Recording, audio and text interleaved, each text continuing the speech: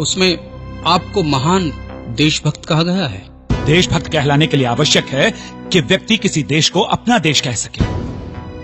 जिस देश में मुझे और मेरे समाज के लोगों को जगह जगह अपमान सहना पड़ता हो, जिस देश में मुझे सार्वजनिक स्थानों पर पानी पीने से रोक दिया जाए, जिस देश में मेरे समाज के लोगों के थूकने के लिए गले में हांडी और पीछे झाड़ू बांध दिया जाए, जिस देश में मेरी समाज की महिलाओं को स्वर्णों के सम्मान में अपने ब्लाउज की गांठ खोलकर आंखें मूंद कर अपने पैर की जूती सर पर रखकर खड़ा होना पड़ता हो, जिस देश में मेरे समाज के लोगों को इतना भूखा रखा जाए कि उन्हें मुर्दा मवेशियों को खाने के लिए भी कुत्तों से झगड़ना पड़ता हो, क्या उस देश को मैं अपना देश कह सकता हूँ गांधी जी? यदि मुसलमानों को स्वतंत्र मताधिकार देने से देश नहीं बढ़ता, यदि ईसाइयों को स्वतंत्र मताधिकार देने से देश नहीं बढ़ता, और यदि सिखों को स्वतंत्र मताधिकार देने से देश नहीं बढ़ता, तो फिर अछूतों को स्वतंत्र मताधिकार देने से देश कहाँ बढ़ जाता है?